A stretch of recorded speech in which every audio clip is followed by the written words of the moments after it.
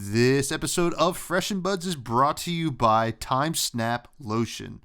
Folks, do you find yourself not having the time in the morning to moisturize? Well, you can change that right now by buying Time Snap Lotion, folks. It just gives you double the time for you to moisturize in the morning. That's really all it does. It's actually pretty awesome, right? You know, let's say in the morning you only have a minute. Now you have 2 minutes. You only have 30 minutes. Now you have an hour. Pretty awesome. So, listen, Time Snap Lotion, thank you for the sponsorship. Now it's time for the show. Fresh and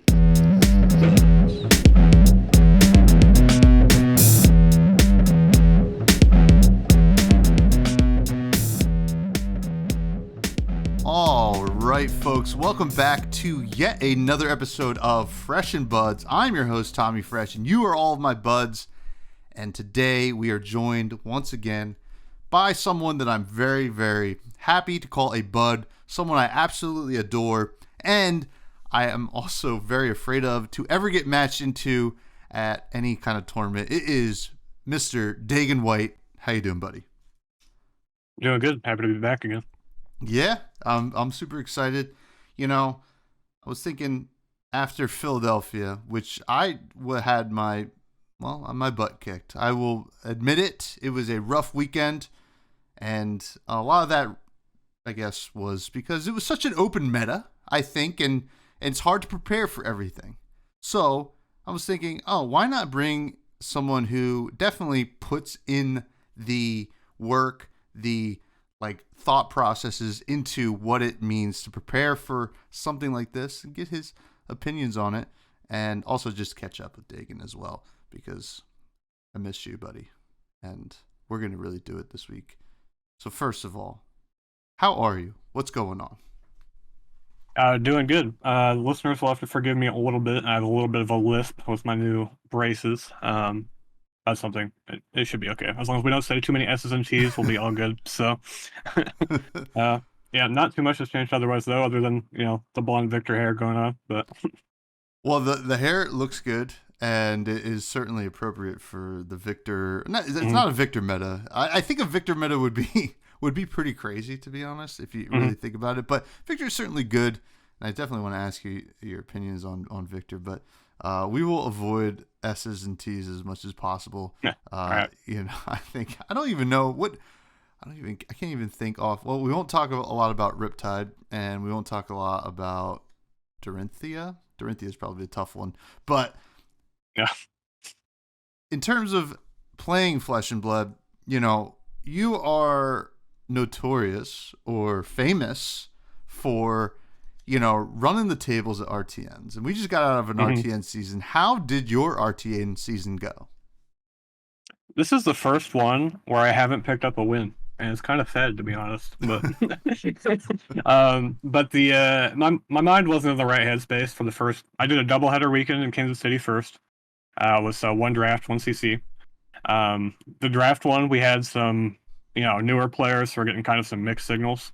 I was playing across from I was to the left of, we'll say, a 12-year-old who's drafted once in her life, So I was getting really crazy signals. I thought the entire time the Guardian was super open, and then after the first pack, I can hear her whispering to herself and looking at the cards, Guardian.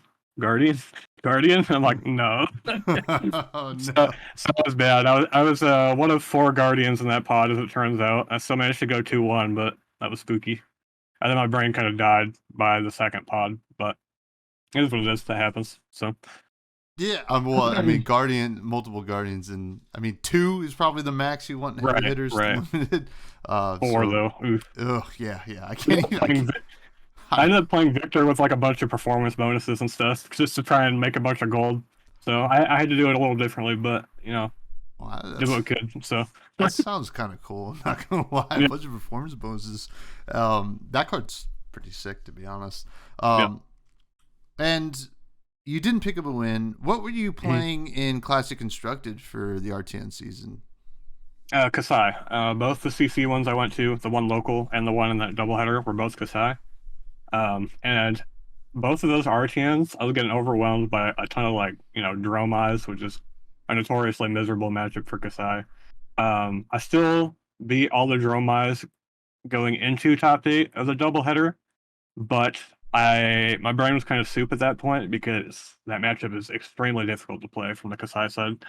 So I missed a couple gold triggers, and it was bad because I would draw into hands of cash in. It's like I can't play this now, so I guess I'll die. Yeah, that could be pretty brutal. Now, like, so like it's winnable, but like it's so tough. Now, you definitely staked your claim, like at least in your gold foil hunting days as a Guardian player. Was there any reason you didn't look at something like Bravo or Victor Goldmain, who obviously you got the hair, so why not? Or even as we're seeing now, some people can win with Betsy.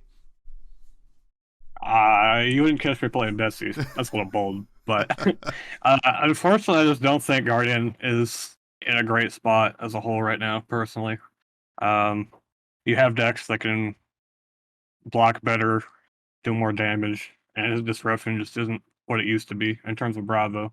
And then Victor is just, in my opinion, too easy to play around. You can kind of do like this on-turn, off-turn strategy to just abuse the fact that he's stuck with all these block cards that he can't do anything with. And then they kind of stumble all the time. So I wish he was good though.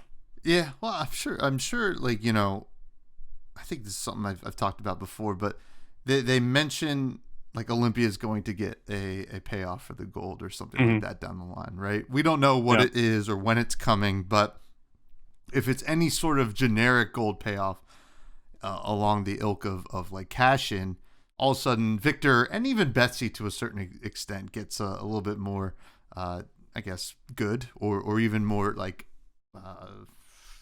tempting to play. I don't know what it would take for Betsy, to be honest, but some people are enjoying Betsy, and I guess Overpower's all right, but like if it's a warrior meta sometimes, like a lot of reactions. Which I guess the Guardian matchup is like maybe a little bit tough anyway, but so that's kind of interesting because like when I saw Victor Goldman, I was like, oh well, Dagan's gonna play that deck, but now I really did try though. He's super cool. Don't get me wrong, but it didn't quite do it for me.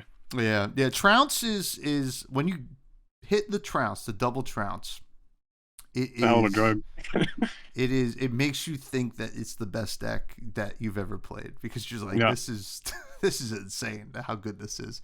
Now you've started up your Patreon again, right? You took a little break, as did I. Mine's back too for any listeners who want to check it out. What can the Dagan heads of the world, that's what I'm calling your fan base, expect from your Patreon? What are you focusing on in terms of like, content creation via this Patreon that you have? So I've posted a few times since I've started it back up again. I've posted a couple, like I usually traditionally post like my RTN ProQuest tournament reports, like the round by round, the deck list I played, and the sideboard guide of what I did, that kind of thing, and kind of break down like how I played each matchup and that kind of thing. So I had those up. I did one recently that was just kind of like a for fun thing because I was hanging out with a local in Discord and we were just goofing around. We were playing, we were calling it Drunken Dory because we were just playing like meme cards like Toughen Up and a Dorinthia deck, and we were just like bullying people on Talishar. So that was pretty fun. But I've been trying to work on a Kasai guide for a while. But the problem is I've just been so swamped with like life and testing for the PT coming up that I've just needed all that time for that. But I'm sure I'll have that up fairly soon, maybe after the PT. But yeah, and luckily enough, after the PT, we do have a ProQuest season, which I still imagine Kasai is still going to be a big player in that season now. For sure. You said you didn't win any RTNs, but you played Kasai. How did you feel about Kasai in RTN season? Because it's certainly like the brand new toy, right? A lot of people are pretty excited for multiple reasons, not even just the power level, but also like, hey, now we have an adult version of this really cool Blitz hero we all really like that went away. And a lot of really cool cards that you can play, like Raise an Army. Is it good? Is it not good? We don't know. I mean, it definitely has some win cons with it. How are your thoughts coming out of RTN season about Kasai? I was definitely clearly way too overconfident in that deck. I thought like a slight unfavorite to Dromai, when in reality, if Dromai knows what they're doing, it's going to be very difficult regardless. I Mm-hmm. just knew my game plan and implemented it well, and I think the deck wasn't doing enough that the Dromai wasn't super prepared to combat it. I had some of the best games of Flesh and Blood I've honestly played in my life in that matchup. Like the local RTN, I played against one Dromai that went to time, and it was an insane board state. I think I had like 2 Iron Song prizes out on one of the swords, and had to do a Spoils of War like double Blood in Her Hands just to kill him on turns. It was insane. Wow. Yeah, it was nuts. So it's a very difficult matchup, but when you win, it's very rewarding. Yeah. Also, I don't like Rising Army. Just throwing that out there. Okay. All right. Yeah. Oh, I mean, I think you're not alone in that, and it's something I haven't played Kasai really much at all, other than limited. But I've been playing a lot more Olympia because I had to pick the worst hero to play at all times. But As I can't, tradition, yes. as tradition. But you know what? Olympia is not that bad. I swear to God, he creates so much gold. Gold's so good, right? And warrior cards are just good. So yeah. Yeah, right. You get to see more of your deck, right? You can filter through, but understandably, not the best deck. Now, going into the PT, which is by the time this comes out, is a week away, right? Mhm. Los Angeles, Hollywood, boom, big tournament, Los Angeles. How is your confidence level going into this tournament as opposed to what you felt was a faux confidence for the RTN season? It's kind of tough. Like I feel pretty good about draft, but my confidence on CC will depend on my matchups, which we'll kind of get into Mm-hmm.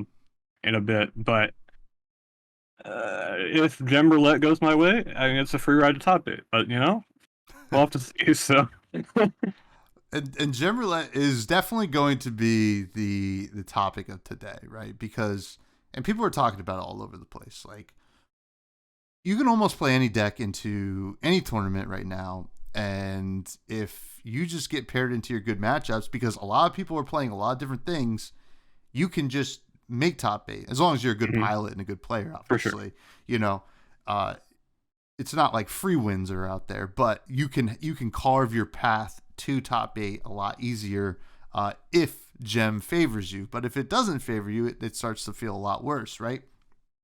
You mentioned Kasai, right? If you have to play Dromize all day, right? Because it is one of the more represented decks.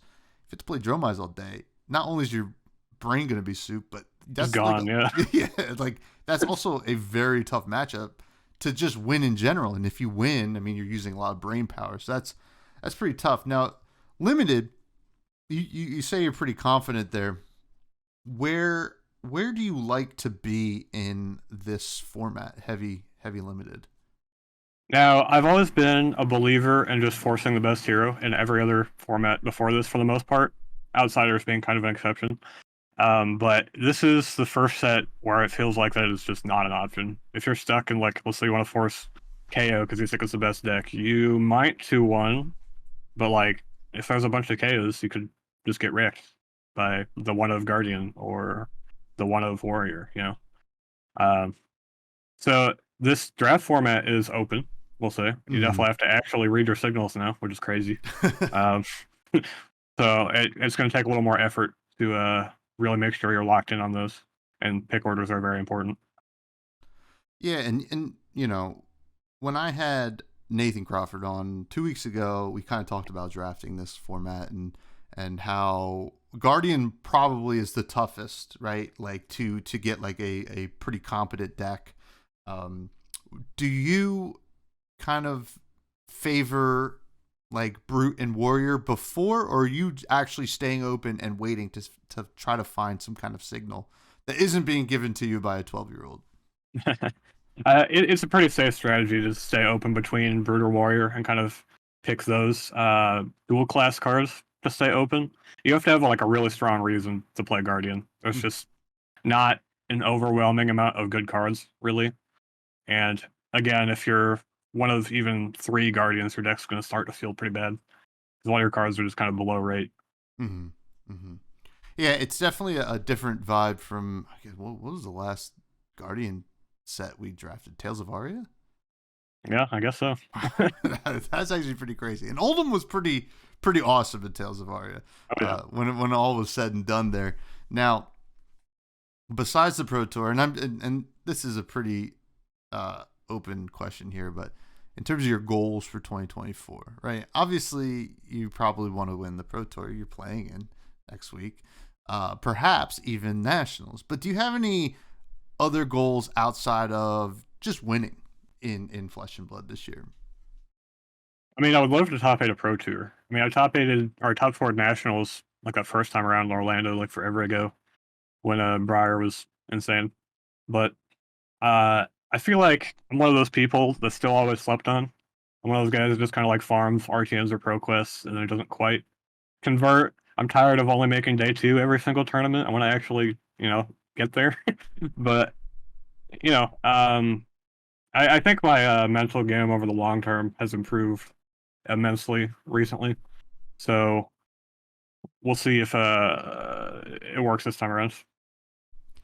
And the talk of the town, especially even we just had like an LSS put out their own kind of little roundtable with Brian Gottlieb and some of the other devs, and of course they even started bringing up teams, right? And some and some teams weren't mentioned that much, and some teams got a little upset about that. But that's neither here nor there, folks.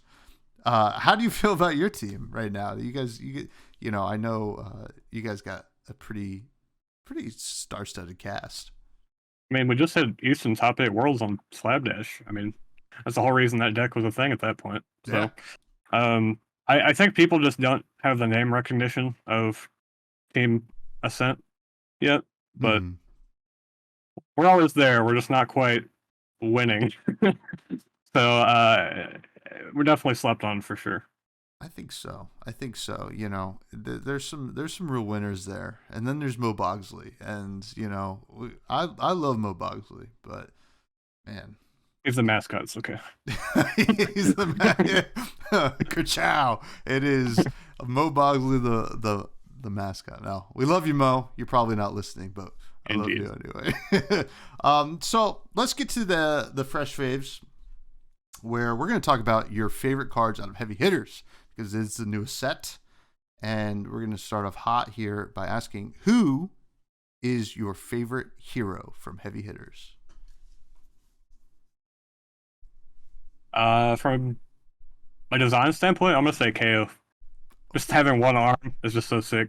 Yeah. I'm still upset his weapon wasn't just his arm. Yeah. But, I mean, maybe it'll be a supplemental set. We'll see. But from a design standpoint, I think he's the coolest hero out of the set. Yeah, definitely. I mean, it's the biggest flavor win, too. For sure. And certainly powerful, as we've seen, and we'll talk about. But, he's sick. Now, what's your favorite weapon out of Heavy Hitters? I'm going to say the Parry Blade. Just the new design space of being able to block with your weapon is just so cool to me. I love that. It's not seeing any play at all, and even limited, it's probably not that good. But I think it's the coolest weapon in the set. Yeah. Do you think it ever will see play? I guess it would take like a real warrior meta for that even to like. The meta would have to be extremely grindy for that to be good. Yeah. Where you're down to your equipment, no cards, and you have to start blocking with their weapons now. Like that'd be kind of rough if that actually was good at some point. Oh man. Part of me, so I always look for context clues, right? With like what LSS does and what they kind of pack together. And the Olympia Blitz deck, one of the it's I think it might be a Hot Streak and a Parry Blade, or maybe it's a Centauri Saber and a Parry Blade. And you're just like, is this what they want us to do with Olympia? Is that what they're saying? Or is there just like, you know what, we're going to throw us in here and make people confused? But it's probably not true, because the hatchets are awesome. And I think those might be the best for him. What's your favorite equipment? We had a lot of good, cool ones. I'm going to go with the Balance of Justice, the generic headpiece. That card is just so insane. it's such a good check on all the insane power that like Brute and Dromai have with their draw cards. It's just a good check to be able to keep up with that insane power. It really is. It really is. And just like, it feels like it's so cool because it's always going to be relevant, but not necessarily main boardable. And I think that's like one of the best use cases of like creating like a legendary, right? Right. Because you don't want to just make more Crown of Provinces because, like, Exactly. obviously, Crown of Province is And awesome. we'll have a skull cap situation. So Yeah, exactly. And yeah, then it's not going to be worth anything, and everybody who exactly. invested, yada yada yada. But no, Balance of Justice, pretty sick. Now, what is your favorite run of the mill card, attack action, block card, perhaps, non attack action, reactions? Mm, that's a tough one. I'm gonna go with Golden Sun. I guess the Victor spec. Oh yeah, Golden Sun, yeah. The name, the art, like the flavor of it is just super cool to me. Love it.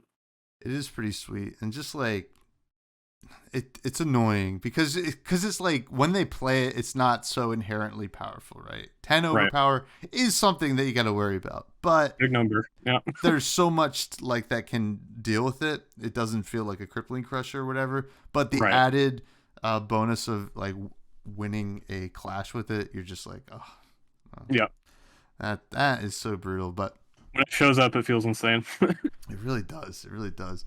And yeah, no. Great answers. Great answers. Heavy hitters, full of really cool stuff. Been really enjoying the set. And it has brought upon us an open meta. What would some people would say is maybe the most open meta Flesh and Blood has ever had. Not to be hyperbolic here, but it could be, right? There are certainly your top tier heroes, but anything could win on any given day, as we kind of said. So I was in Philly this past weekend. I played in the Battle Harden on Saturday, and I played in the PTI event on Sunday. And on Saturday, the only like repeat hero that I ran into was Prism. Played 2 Prisms, which is pretty interesting. Yeah. Already, I beat one of them. The other one actually destroyed me. Like I couldn't do anything, and I was like, it was giving me like Vietnam War flashbacks Yeah, that makes sense. to the old Prism. I'm like, wait a second, Yeah. like Arcanite Sentinel, 2 of them on the same turn. Like, what the heck is going on? And it is what it is. And then the second day, I think the only repeat hero I saw was Dromai. So that's over 15 rounds. Obviously, I saw repeats on the second day, but it was a separate tournament, so you got to kind of look at it separately. So you kind of look at that, and you kind of look at the results of that weekend, and you say, you know what? There's a lot going on, and it's kind of hard to attack this meta. So I think it's a pretty awesome thing for like the general player base because people love their heroes, people love what they like their favorite class or whatever, and they want to be able to play it and to feel somewhat confident. However, I'm sure it can be difficult for someone like yourself, very competitive minded, to prepare for something like the Pro Tour, which is coming next week. So I wanted to know, how do you personally approach a situation like this? So all the time, what teams like Ascent or Card Guys, like I've seen them do it too. They'll make like a spreadsheet of like how they perceive all the matchups in the given field, and then you put in like the expected representation of each hero, and it kind of spits out this is what you should be playing, more or less, based on the high percentages or whatever. Now, obviously, it doesn't quite work that way in real life, but it gives you like a general idea of what you're kind of looking at. But the thing I started to realize pretty quickly is while the format seems open on paper, it really revolves around 3 decks, and that's Dromai, Kano, and Brute. We'll lump Levi in there with KO, but Mm-hmm. it's basically those 3. And I haven't found a deck that has a good matchup into all of them. I think you just kind of have to pick which one you want to lose to. That's how it feels to me personally at the moment. So when people say an open meta, you can play anything, but it definitely increases your variance of, gem roulette of what you lose to. So it's a matter of picking what to tech for. You have to like really focus in. You can't just like try and tech for everything or you'll lose, if that makes sense. Yeah, no, it absolutely does. And as someone who's been playing a lot of Riptide lately, that's kind of what Riptide's kind of lumped into just in general. What do you want to lose to, and what do you want to try to win against? Like, and when Victor was released, I had to make a decision personally, and this is probably could be applied to a lot of this for any kind of deck, right? I had to decide because initially it was like, okay, Kano and Dromai were the really ones that I would really worry about.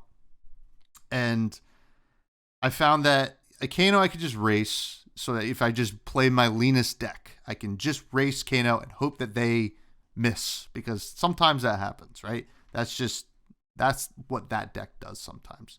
So you got to hope that it seems crazy to hope that, but you just kind of have to sometimes with Kano, right? And then Dromai, I started to find ever since Tome was printed that it doesn't matter how many poppers you run. Right? Because their consistency has spiked so exponentially that now I found myself as like, all right, well, my best shot there is to race as well. Just ignore dragons, go face, whatever, and then maybe pop some if I can, or destroy important ones, whatever. Keep going. Hope they don't tumble time me or something like that. And then I had to look at Guardian. Then I looked at Guardian and I was like, okay, there is a real plan here. It requires me to actually brush up on my skills of like trying to fatigue these Guardians. Now, and I'm saying it on a podcast now that people listen to. Bravo and Victor, if you just want to beat Riptide, here's a little trick. You go aggro, because it's hard for us to deal with the crippling crushes and stuff like that. But yeah, I can't confirm. I tried to block out at that Ohio tournament and I lost to Riptide, and I was like, oh, I guess he does have hands. All right. Yep. I mean, yeah. I mean, we talked about it with Michael Fang last week. That he saw that and he was like, oh well, which was kind of cool. I mean, not cool for you. I'm very sorry, Dagan, that happened to you. That you got. That's a learning experience. I mean, it is what it is. You got part of the game. And for the listeners who don't know, and they could probably go look at the VOD somewhere. Dagan was fatigued by Riptide in. Was it was not on camera, thank goodness. It wasn't on camera?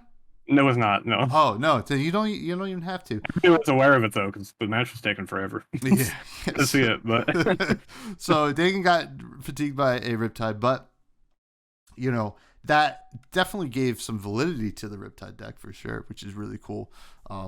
But unfortunately for you, it happened to you. I'm very sorry, my friend. I would have preferred it to happen to someone else. But it's a fun experience. I memed about it. It's all good. Yeah, no, memes are good. We love the memes. The ground in front of that Riptide banner. It was great. Funny. But so like you mentioned that there's like 3 decks, one of them, or 3 or 4 decks or whatever. The Brute, Dromai, and Kano. So what you're saying is this meta perhaps isn't as open as it seems, and things like battle hardened metas, which are a little bit more open. Just they happen to be because anybody can play in them, and it's not something that necessarily everybody's like grinding and preparing for. We might see a little bit more of those 3/4 decks at the Pro Tour. Yeah, 100%. I believe that is exactly what's going to happen. There's going to be all the good Kanos are like, it's my time, and they're going to finally bust out Kano. There's going to be a bunch of people getting blown up by Kano. Some decks can't do anything about it. It's just how it is. Some decks lose to Dromai. You can't deal with dragons. And adding more poppers to your deck, like you said, does not help you in the game. In fact, sometimes it probably makes it worse because you aren't killing them. And then Brute can sometimes just roll people over. Like it is what it is. You just have to be prepared for each of them. And it's very hard to be that. Now, there is a lot of talk, especially after that first week of RTNs, and I wanted to get your opinion on this with Kano, right? As a deck, as a thing, as a concept, and you know, people are like calling for bans and stuff like that. But that's just natural Twitter TCG talk anyway. People are very knee jerk reaction. What do you think about something like Kano being in a game like Flesh and Blood, which it's so much on a different axis than every other deck that it's like Pluto in terms of like the solar system. Sometimes it's a planet, sometimes it's not. We don't know. I think the biggest problem at the end of the day is when you play into Kano, you're kind of like, well, they have it or they don't. You can't really interact with them, which I think is the biggest problem. You just get blown up or you don't. And that's just kind of a feel bad from the opponent side. I mean, obviously, as the Kano player, you have like a million different decisions on how to kill your opponent. Mm-hmm. So you feel great, I'm sure. But like Prism players, locking Guardians out of the game, only one side can have fun. So that's just kind of how that goes. I'm not a huge fan of Kano in the game at the moment until there's a better way to interact. And no, just like Poppers with Dromai, putting Oasis in your deck does not mean you beat Kano. That's just how that goes. So. Well, yeah, and that's something that like I used to play Oasis in my sideboard for Kano, and then you just like theoretically start thinking it was like, well, I have to have it at the right time, right? Exactly. And even then, they could still just blow you up. Like, you could play AB4 and like 3 Oasis, and that just means you aren't killing them, so they have longer to set up even bigger damage. They're going to get over somehow. There's no way to get over it. Yeah, exactly. The good Kano players are just going to start pitch stacking. Yeah, they're going to blast you for like 200 damage. Yeah, like, yeah. That's how it goes. And that's just like, what are you supposed to do at that point? So like, it is one of those weird decks like that like I don't know if they will. And here's a good question for you, actually. Like, do you think they will print something to actually interact with this deck, or do you think there's like, you know what, we're gonna let it ride? It doesn't win that much, but like it will win some things, and then eventually LL, and we just can kind of reset with our next wizard that we print, which is probably coming sooner rather than later. But what do you think they're gonna do?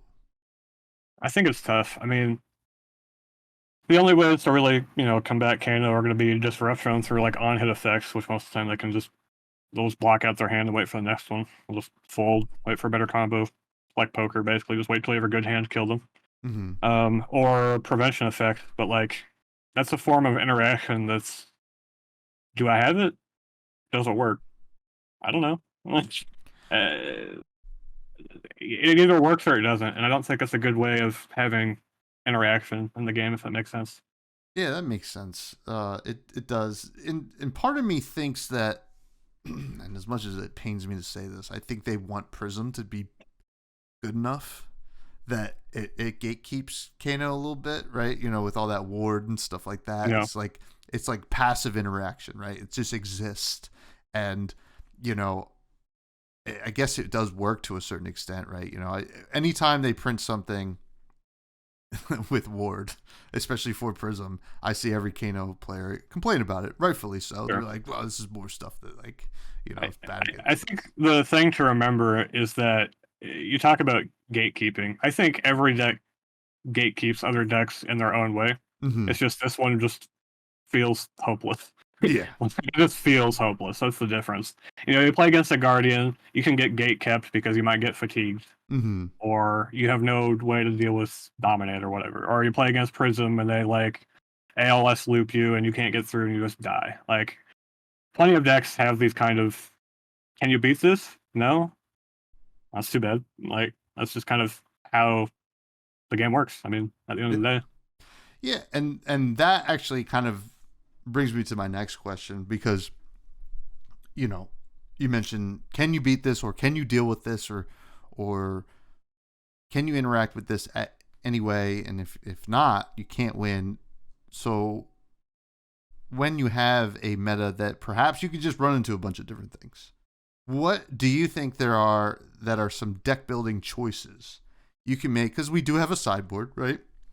Right. What can you do in a general sense to kind of hedge against the gem roulette, as you put it?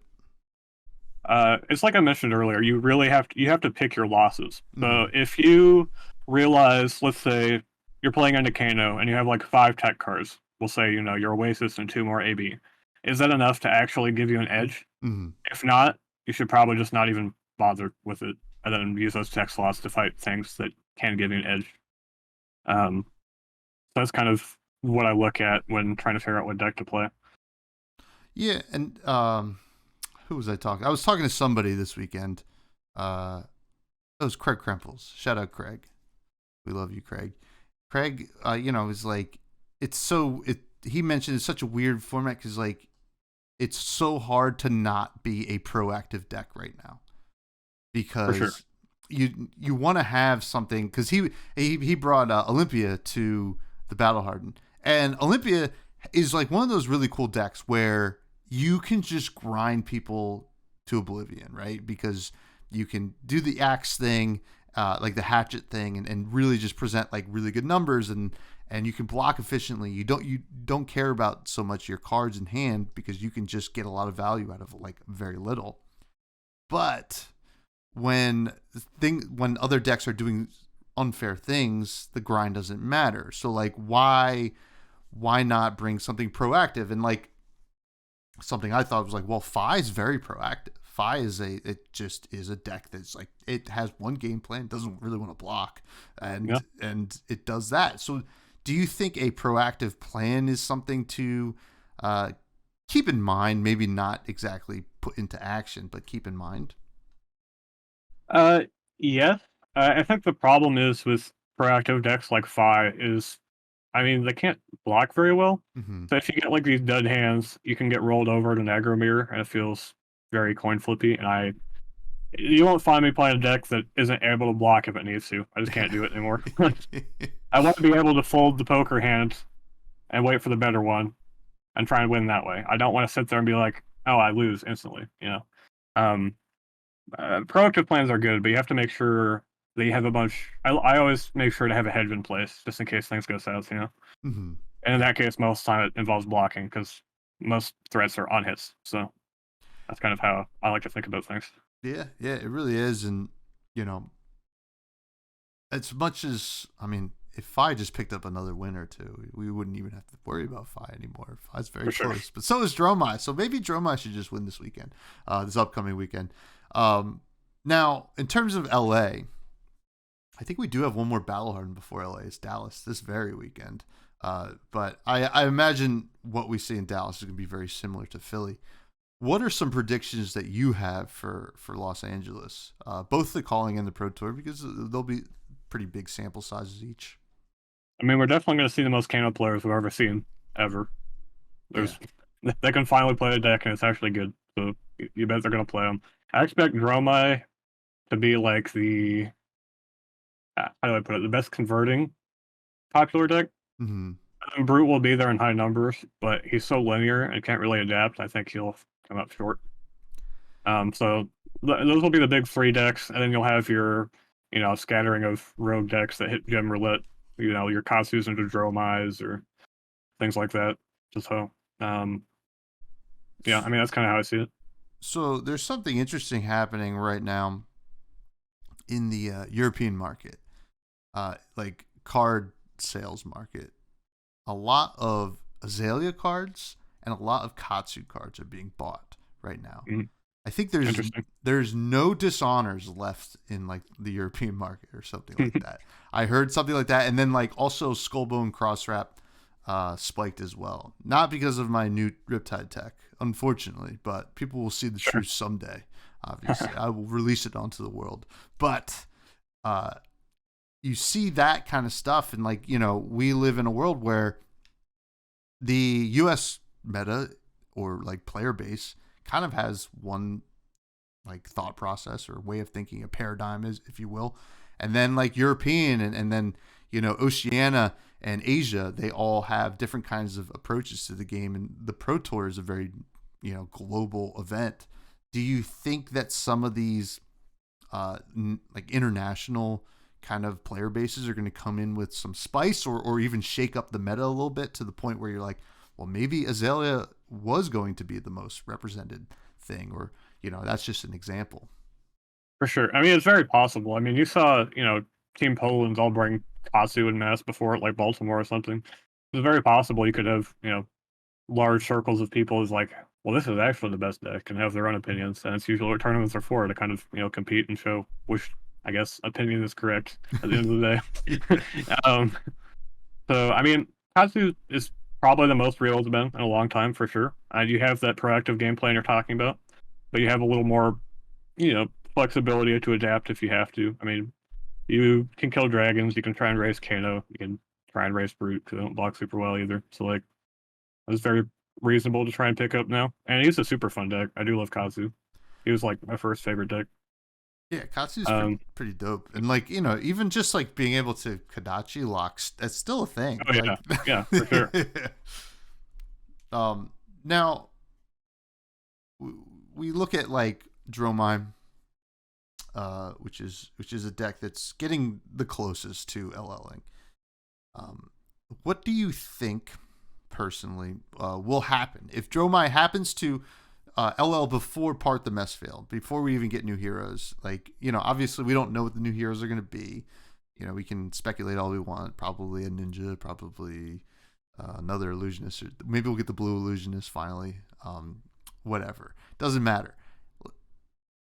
Dromai goes. Is that a net positive for the format, or is that a net negative?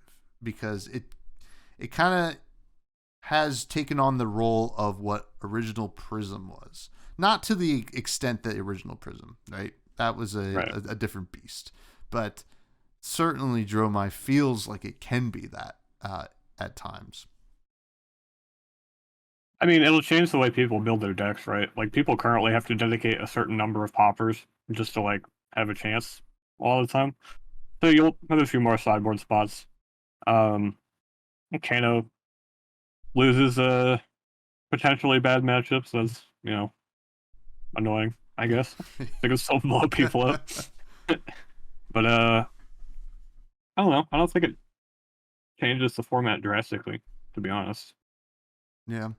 I mean, it's like weird. I think that we'll see a lot of people move back to Prism, and then like, it's just people like to stay within their class a lot of times, and there were certainly a lot of Prism stands that went over to Dromai when original Prism LL'd. So, and then they kind of get comfortable with Dromai, and then Dromai's gone, then they're back to the old Prism. But yep. Your old tricks and stuff like that. It'll be very interesting. It's a very real possibility. I think she picked up 148 points in RTN season. ProQuest season does not have any limited events, so there's a very possibility. I mean, like, if she just gets 50 more points than she got in RTN, she just LLs, or if she just wins the Pro Tour, that she's almost like guaranteed to LL during ProQuest. So it will be pretty interesting. Now, rogue decks. It's like hard to say what a rogue deck is right now because there's so much that you could probably bring and have a good time, as long as Gem lets you.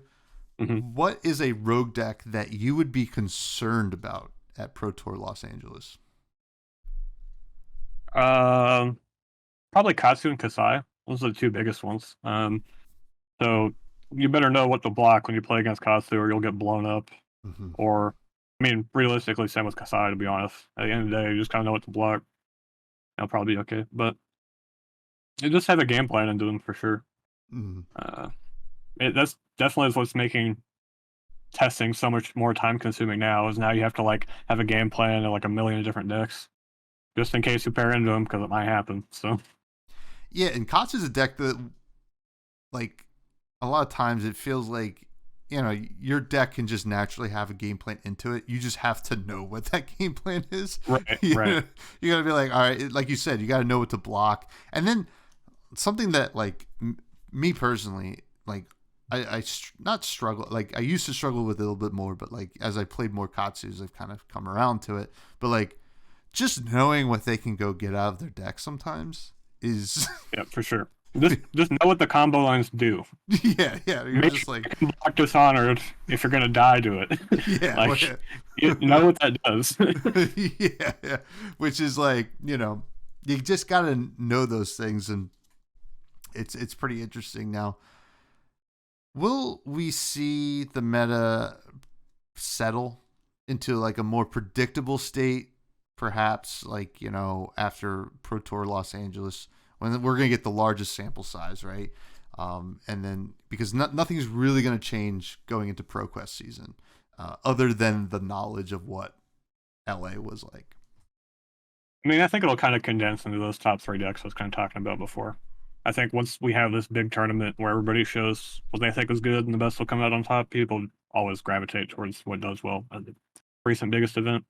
So I'd expect it to be, gravitating towards one of those 3 decks. I mean, maybe if there's a road deck, that'll probably pop up in popularity again for a short period, but those are usually short bursts. But we'll see. Now, let's say you weren't going. Let's say you weren't going to Los Angeles, Dagan. Mm-hmm. Because I just want to ask this question. What and who do you think will win Pro Tour Los Angeles? If you weren't there, obviously it would be you and whatever deck you're playing, right? That's why I brought you on. I knew I was going to talk to the future Pro Tour Los Angeles winner. And thank you for the shout out when you win. I really appreciate that. That was really cool. But let's say in this dream scenario, you aren't there and you don't win. Who and what? Ugh. I feel like it's got to be Kano. So it's going to be one of the Kano players. They're maybe not Mo, but one of them. Well, Mo's playing Leviah these days anyway. He's not even like a real Kano player anymore. Yeah, he'll float back in between depending on the day. But I mean, Kano's very good, so it wouldn't surprise me to see somebody like Majin Bay do really well on Kano. So I mean, he just won the PTI event or something like that. PTI. Kano, so he's definitely been the most consistent Kano player has gotten results. So I would definitely bet on him if I had to bet on anybody right now. Yeah. I wouldn't be surprised if Majin Bay does it. There is that whole swath of players that brought Kano to Pro Tour New Jersey, right? Yeah. That they and they had a deep run as well, so maybe we could see something like that. And kind of a repeat thing. I'm hoping it's actually, you know what? Let's hope it is Kano. Get him some points. Get him off the board. I see what you're doing. You just want Kano out of here, Dagan. I get it. You caught me. That's what it is. See what that or grow mine. Maybe Mara will actually pick up a win this time. That'd be pretty cool. Yeah, I mean, obviously, a former runner-up Mara could definitely be right back in the mix. Just kind of doing what Mar does with Dromai. It's just like unbelievable. She's been doing the same thing forever. It still works. So yeah, I don't know what she's gonna do when Dromai's gone. But she Prism probably. Yeah, she was a good Prism player as well. So I'm not surprised. I wouldn't be surprised. But Mara, we love you.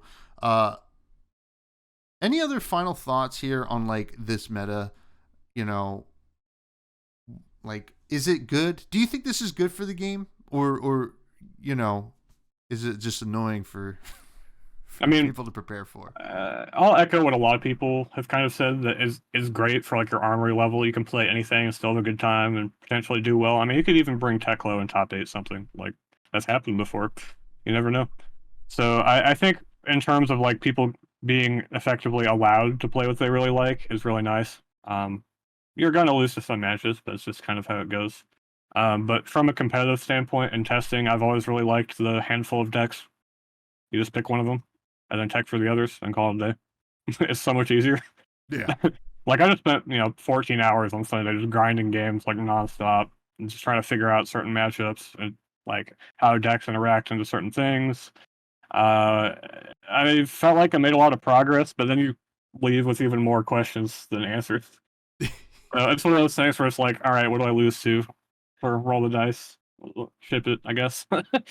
Yeah, I mean, if you not perfect, but like if you really, it's hard to perfect anything. Let's just be honest. But like if you really nail your matchups, I think probably you can really just like use that to your advantage. Because the interesting thing is you have had to prepare for everything, but so has your opponent. So right. You have to keep that in mind. You're kind of, it's like weird, like both on this kind of level playing field in a way.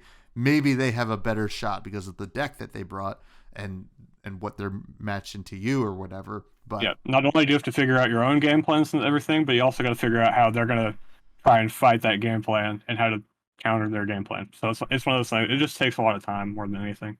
One last thing I'll say about the meta though is I think that a lot of the time open metas are just unsolved, and I've posted about this before, where it is very possible there is a best deck or two, most likely one of the three I've talked about earlier, but I think people just haven't figured out what the best deck is. I think it's more of where we're at.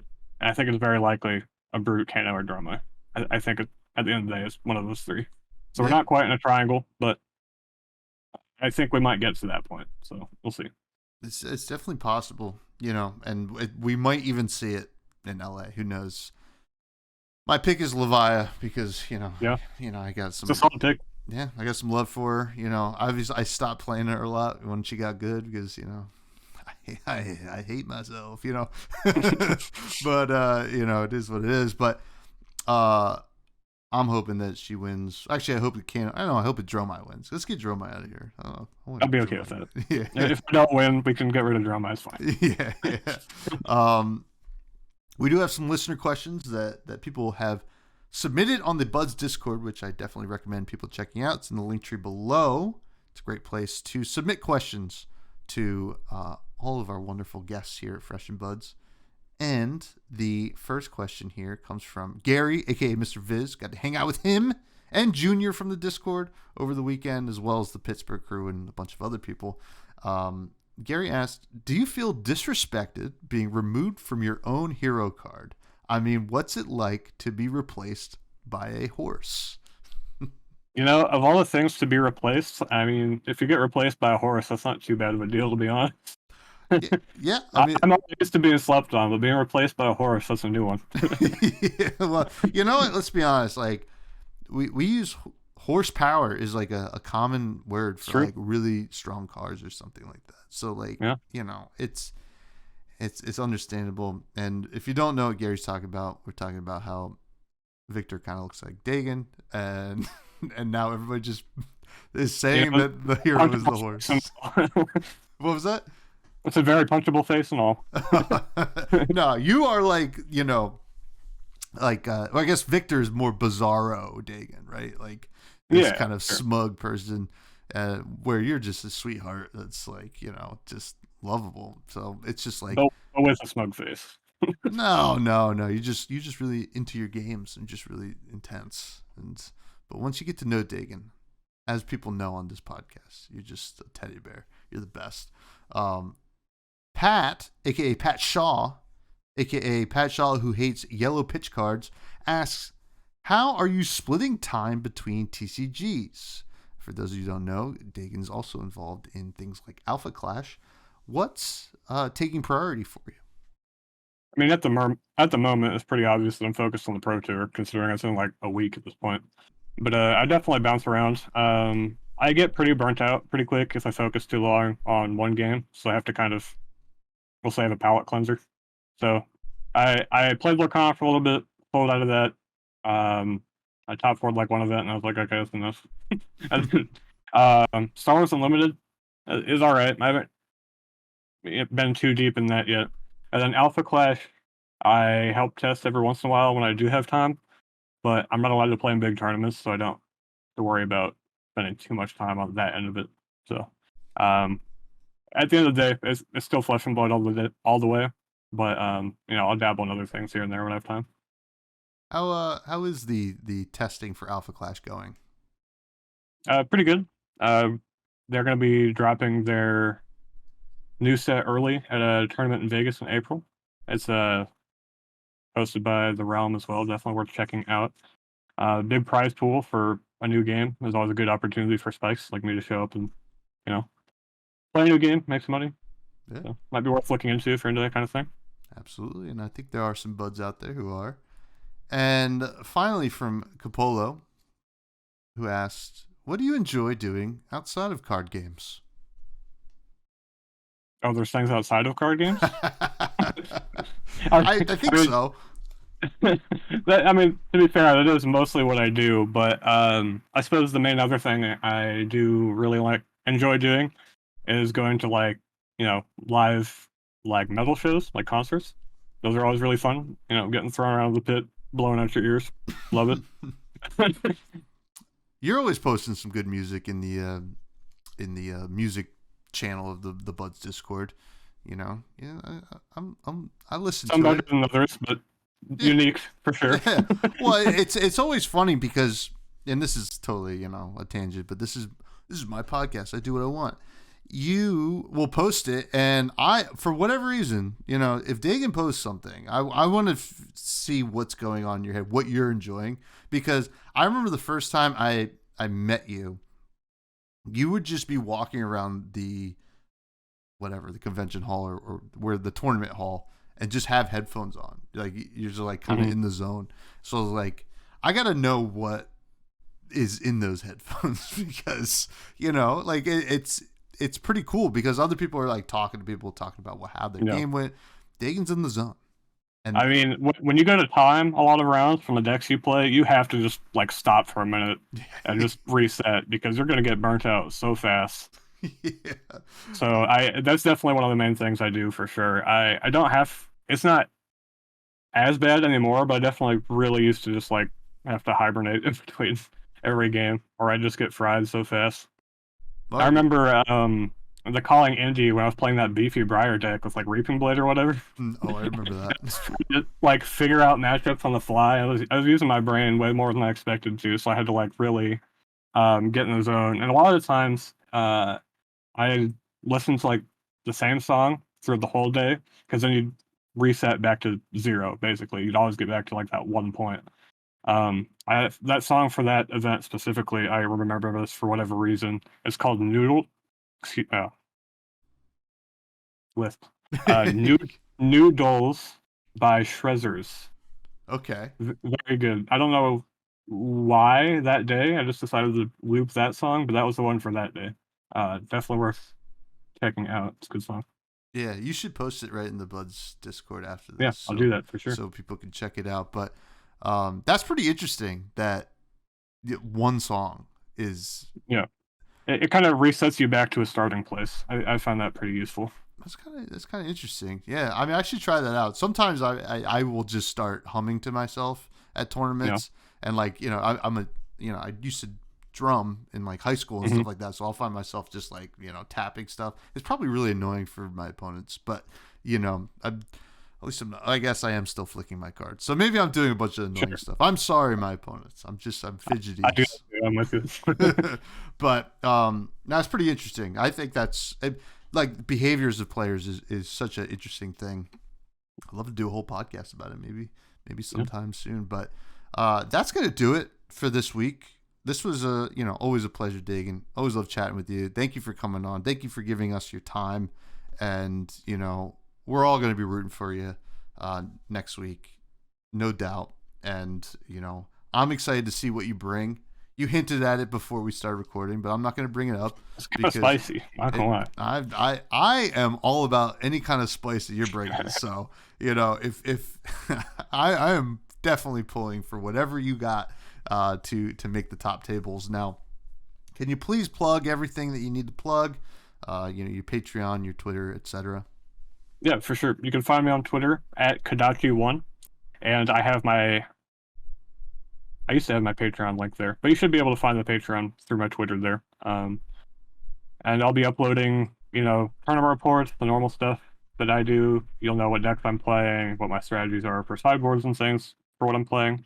And I'm really hoping to get a Kasayat complete guide out fairly soon, similar to the Oldham one that I did. So hopefully you can see that pretty soon, and not just more drunk Dory gameplay. But we'll see what happens. Well, I think we like the fun stuff too. We'll take it all. Give us it all, fun and competitive. Now, you all can continue to find me on Twitter at freshbudspod. Check out the YouTube, like, comment, subscribe if you listen, or if you watch on YouTube and you want to listen on the go. We're on all Spotify and all those kind of platforms. You can even rate us on Spotify. That helps. I have a Patreon as well. You can check it out. It helps support the show. And finally, I do a indie game podcast with my cousin Matt. We do that weekly as well, where we usually review an indie game. We've played some bangers recently, including Balatro, which I know has been been taking up a lot of people's times, including myself, and including Pablo Pintor, who posted about it. I saw. I was like, oh man, It's a great game. Yeah. Well, maybe you need more people and soften up the field at Pro Tour. They're all obsessed with Balatro, and you were able to stay away from it. Although I got out of the system in the demo a while ago, so I'm good. Oh, okay. Well, you should play the whole game. It's awesome. But yeah, check out Fresh Juice. And then finally, as always, I always like to talk about food, and I know you're always trying some good food after your RTNs, etc., ProQuest, whatever. What's some good food you've had recently? Well, recently I've been pretty much on an all liquid diet from this dental work. Yeah. So I've been eating a lot of smoothies. So we'll just say your generic fruit smoothies. I like strawberry kiwi, like banana. That's kind of my go-to. They're good fruits. So Nice. Do you like a yogurt-based smoothie? I guess they're mostly yogurt-based. yeah. Yeah. It's kind of interesting. I'm not like a yogurt guy, but if it's in a smoothie, I'll mess with it. Me neither, but I've adapted. So yeah, adapt, overcome, improvise. Yeah, exactly. And with all that smoothie talk, I don't think we have time for Charmer, unfortunately, but perhaps we'll get to him next time. Folks, thank you for tuning in, and see you next week, and stay free.